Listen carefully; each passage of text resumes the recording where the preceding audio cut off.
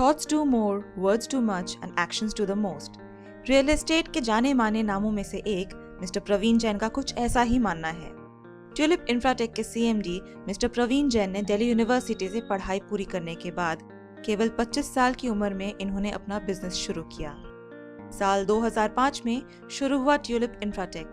इनका पहला प्रोजेक्ट था ट्यूलिप ग्रैंड, जिसके कामयाबी के बाद मिस्टर जैन को कभी वापस मुड़ के देखने की जरूरत नहीं पड़ी और फिर शुरू हुआ सिलसिला ट्यूलिप के बाकी प्रोजेक्ट्स का, जिसमें EWS, affordable housing, duplex penthouses, villas और कमर्शियल बिल्डिंग्स बनाए जाने लगे।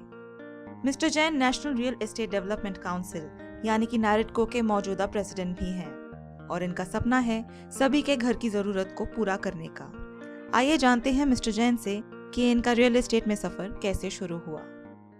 Welcome on our show, sir. It's great to have you, and it's really a big pleasure to have on RX Live, and we hope to have a very inspiring interaction with you on this discussion. To begin with, just tell us about कि real estate में आपकी शुरुआत कैसे हुई?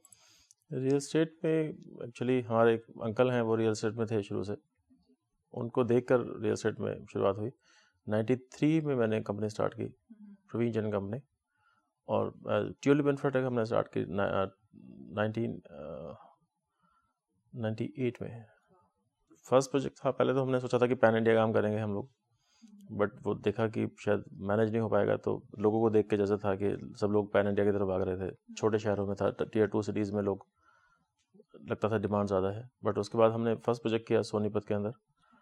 उसमें mid segment का project था, affordable भी नहीं कह सकते उसे, between range of 25 to 40 lakhs per unit.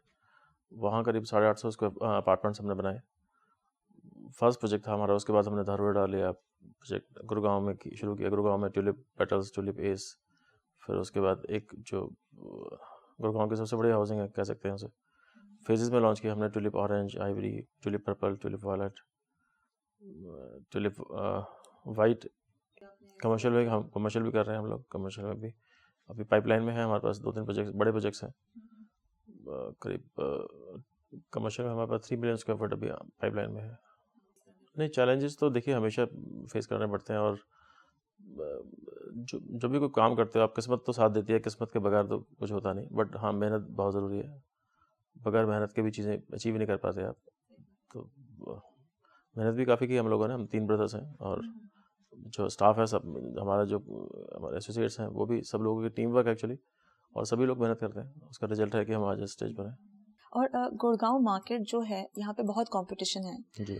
सो इस कंपटीशन की वजह से कभी लगा कि कुछ प्रॉब्लम आपने फेस की, या फिर how do you keep your focus intact in this kind of देखिए, कंपटीशन, मुझे लगता है अपना कंपटीशन आप अपने आप से करें तो बेहतर है मार्केट से। अगर आप अच्छा काम कर रहे हैं तो मुझे लगता नहीं कि कंपटीशन बहुत ज़्यादा रास्ते में आता है, आड़े आता है। एक बार हमने जब एक प्रोजेक्ट शुरू किया था ट्यूलिप पर्ला मार्केट, ये 2008 की बात है शायद, जब ग्रेट रिसेशन था, जब वर्ल्ड वाइड काफ़ी चीज़ें ख़राब थी।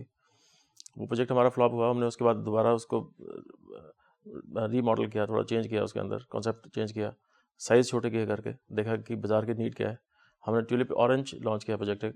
उस वक्त मार्केट में प्रॉपर्टी, अगर घर की बात करें तो उस लोकेशंस के आसपास 70 लाख रुपए से कम कोई घर नहीं मिलता था। हमने सोचा कि भाई एक आम आदमी के लिए मिड सेगमेंट के अंदर या लोअर मिड सेगमेंट के अंदर 25 लाख रुपए इंक्लूडिंग ऑल हमने वो कॉस्ट निकाली, और 2-3 महीने लगे हमें, बहुत अच्छा रहा हमारे लिए। तो डिपेंड करता है मार्केट के साथ साथ आपको नई जो इनोवेशंस भी, जैसे अभी अफोर्डेबल की बात भी करें हम, जो अभी शुरू किया हमने, उसमें माई वन शटरिंग के अंदर हम लोग कर रहे हैं। अभी इंडिया में बहुत पॉपुलर नहीं है, कम लोग कर रहे हैं उसके ऊपर काम। 4 महीने में हमने 15 मंजिल की बिल्डिंग तैयार की है उसके अंदर। अभी अफोर्डेबल हाउसिंग, अभी एक नया स्कीम लास्ट गवर्नमेंट ने शुरू किया था। उसमें गवर्नमेंट ने कैप कर दिया कि वैल्यू टोटल 4,000 रुपीज़ पर स्क्वायर फीट से ज़्यादा नहीं बेच सकते आप। और साइज़ भी था कि मिनिमम कार्पेट एरिया के अंदर ही हम लोग सेल करते हैं ऐसे, और इसकी मैक्सिमम नंबर ऑफ़ यूनिट की भी कैप है, मिनिमम की भी कैप है, और साइज़ का भी कैप है इसके अंदर। तो करीब 2 बेडरूम अपार्टमेंट 450 स्क्वायर फीट का है अप्रॉक्सीमेट, और सुपर एरिया कहें तो करीब 700 स्क्वायर फीट बनता है। 700 स्क्वायर फीट का आसपास जो सेम लोकेशन में, सेम विसिनिटी के अंदर जो घर हैं, वो करीब 60 लाख रुपए के आसपास के हैं। 8,000 रुपये पर स्क्वायर फीट सुपर एरिया के ऊपर। ये हम लोग बेच रहे हैं 20 लाख रुपए में। तो इसमें गवर्नमेंट ने कुछ हमारे चार्जेस भी कम किए, जो सेंक्शन कॉस्ट भी कम हुई, डेवलपमेंट चार्जेस गवर्नमेंट ने काफ़ी रिड्यूस किए और लैंड कॉस्ट भी कंपेरेटिवली ठीक मिल गई हमें यहाँ पर। और आज अगर प्रीमियम की उस पर बात करें तो मेरे ख्याल से 15-20 लाख रुपये प्रीमियम है, 20 लाख के घर के ऊपर। और 3 साल में हैंड ओवर करना है हमें, और मुझे लगता है बिफोर टाइम डिलीवर कर देंगे हम लोग, जिस स्पीड से चल रही हैं चीज़ें। और टेक्नोलॉजी बेटर है इसके अंदर, जब कोई ब्रिक वर्क नहीं है, जो जितनी वॉल्स हैं, इंटरनल वॉल्स हैं, सब आरसीसी की वॉल्स हैं, और फिनिशिंग बेटर है, कभी टेम्परेंस नहीं आएगी। जितनी हाउसिंग कॉम्प्लेक्स आप देखेंगे ज़्यादातर कहीं बाथरूम के पास आसपास सीपेज होती है, कहीं पैचेस बने होते हैं। ये इसके प्लस पॉइंट ये है कि कभी भी कंक्रीट की बिल्डिंग के अंदर सीपेज नहीं आती है। तो आने वाला टाइम इसी का ही है। कमिंग टू सर्टिफिकेशन, जैसे रियल एस्टेट में अब काफ़ी सारे सर्टिफिकेशंस और कोर्सेज आ गए हैं, तो कितना इम्पोर्टेंट है आज की डेट में किसी का ये सर्टिफिकेशन करके रियल एस्टेट में आना?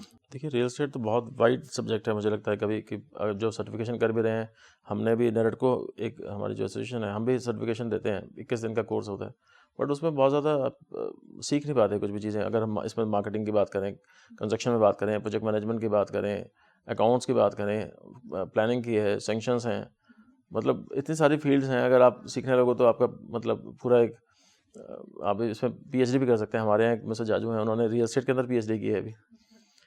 तो सब्जेक्ट तो काफ़ी वाइड है, बट ये है कि थोड़ा सा लोगों को पहले तो था कि रियल एस्टेट के लिए कोई हमारे लिए कोई सर्टिफिकेशन नहीं था, या कोई कहीं कोई इस तरह की पढ़ाई नहीं थी कि रियल एस्टेट के अंदर आप कुछ कर सकें। चेंज हो रहा है टाइम, तो जो भी अभी जिसको कुछ भी नहीं आता वो रियल एस्टेट करता था पहले, ये हालत है। तो अब चीज़ें चेंज हो रही हैं, बट इसका इम्पैक्ट बेटर होगा। और मुझे लगता है कॉलेजेस के अंदर भी शायद सब्जेक्ट शुरू हो जाए रियल एस्टेट के ऊपर, ग्रेजुएशन शुरू हो जाए। अगर कोई डेवलपर बनना चाह रहा हो, like a youngster who wants to be a developer, तो उसके लिए आपका कोई एडवाइस होगा? सबसे पहले तो बहुत सारे पैसे चाहिए डेवलपर बनने के लिए, बट उसके बाद आपको जब तक सीधा अगर कोई यंगस्टर्स की बात जैसे बात कर रहे हो तो वो बड़ा मुश्किल है। मुझे लगता है कि जब तक let's suppose someone has already a lot of money, हाँ नहीं, बट उस सब्जेक्ट की नॉलेज भी होनी चाहिए आपको। जब तक आपकी नॉलेज ना हो तो फिर बड़ा मुश्किल है, क्योंकि सिर्फ पैसे से ही डेवलपर नहीं बनाया जा सकता। आपको सेंक्शंस हैं, टाइटल जो आप परचेज कर रहे हैं, राइट लोकेशन आप चूज़ करें। आपको पता होना चाहिए कि यहाँ पर आपकी सेल हो जाएगा, प्रोजेक्ट बन जाएगा, बिक जाएगा और ये डिलीवर कर पाएंगे आप।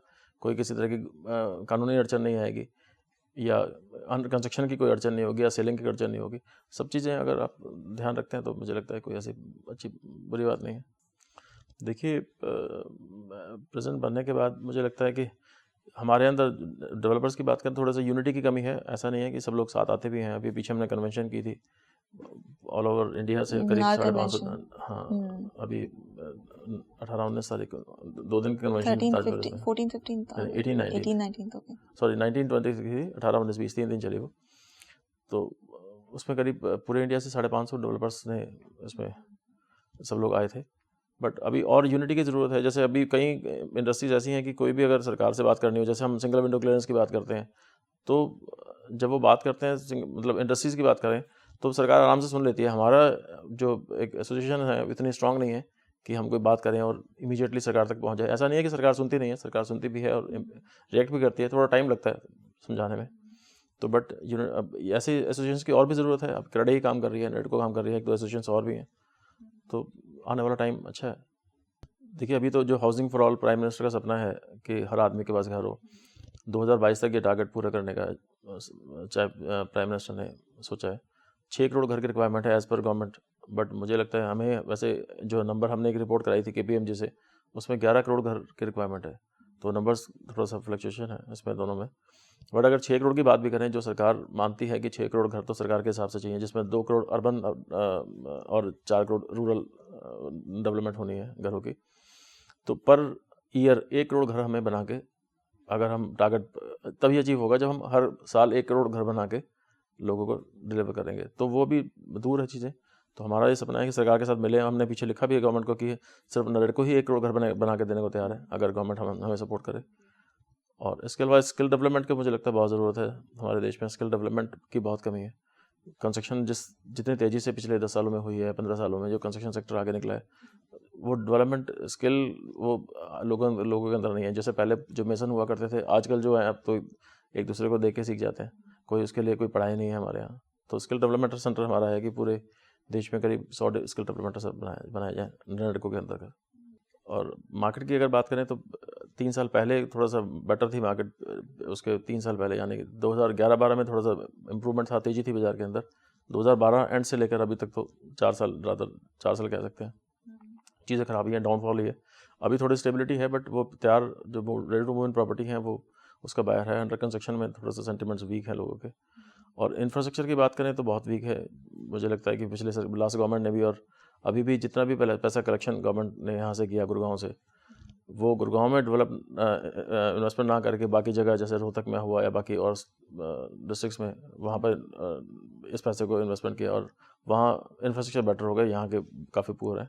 बट अभी पीछे गवर्नमेंट से बात हुई है, चीफ मिनिस्टर से सीएम साहब से बात हुई थी, तो उन्होंने कहा कि हम शायद अब यहाँ पर डेवलपमेंट अथॉरिटी बनाने की बात चल रही है, वो उसमें भी हमने हिपा और नरेडको ने मिलकर इनिशिएटिव हमारा था कि यहाँ की डेवलपमेंट अथॉरिटी बने एटलीस्ट, तो यहाँ की जो पैसा है यहीं पर लगेगा। तो पीछे चीफ मिनिस्टर ने इसको शायद 1 नवंबर से करने का प्लान किया कि 1 नवंबर से शुरू कर देंगे यहाँ पर जी। तो आगे फ्यूचर लगता है कि अब आगे डेवलपमेंट होगा, इंफ्रास्ट्रक्चर अभी तो काफ़ी वीक है। Right, so in context with जो अभी रिसेंटली गुड़गांव डेवलपमेंट अथॉरिटी को अप्रूवल मिला है सीएम साहब का, तो उसका क्या इम्पैक्ट आपको लगता है? उसका इम्पैक्ट पड़ेगा, जैसे देखिए, जैसे उसका इम्पैक्ट ये होगा कि अब जो पैसा अभी तक हरियाणा अर्बन डेवलपमेंट अथॉरिटी थी, पूरे हरियाणा से कहीं से भी पैसा लगाते थे, उठाते थे और कहीं भी खर्च करते थे। भाई बिल्डर्स के लिए तो है कि एक प्रोजेक्ट का पैसा दूसरे प्रोजेक्ट में नहीं जाना चाहिए, बस सरकार के लिए नहीं है। सरकार ने तो गुड़गांव से पैसा इकट्ठा किया और लगाया कहीं और। आज जब डेवलपमेंट की बात होती है तो सरकार कहती है पैसा नहीं है हमारे पास। तो बट गुड़गांव डेवलपमेंट अथॉरिटी बनने के बाद ये होगा कि यहाँ का पैसा यहीं पर लगेगा और बेटर इंफ्रास्ट्रक्चर लोगों को मिल पाएगा। स्पेसिफिक रिक्वायरमेंट ऐसे जनरल रिक्वायरमेंट नहीं होती। जब कोई घर, तो लाइफ में अचीवमेंट है किसी का घर बनाना अपने लिए या हार्ड मनी अपना पूरी ज़िंदगी के लगाना, तो ऐसा कहना बड़ा मुश्किल है कि एक जैसी रिक्वायरमेंट नहीं है। हर एक की रिक्वायरमेंट अलग अलग है। किसी की फैमिली बड़ी है, किसी की छोटी फैमिली है। बट आजकल जो ये देखने में मिला है पिछले 10-12 सालों में कि न्यूक्लियर फैमिली ज़्यादा हैं, तो लोगों को ऐसी हाउसिंग चाहिए जहाँ पर सिक्योरिटी हो और कम्युनिटी लिविंग हो। तो इसलिए मल्टी स्टोरेज का चलन है। पहले तो लोग इंडिविजुअल हाउसिंग में, इंडिपेंडेंट हाउसेज में रहना पसंद करते थे, तो अपार्टमेंट इसलिए चल रहे हैं चीज़ें। मल्टी स्टोरेज बिल्डिंग बन गई है ज़्यादा। कोऑपरेटिव सोसाइटी में लोग रहना चाहते हैं।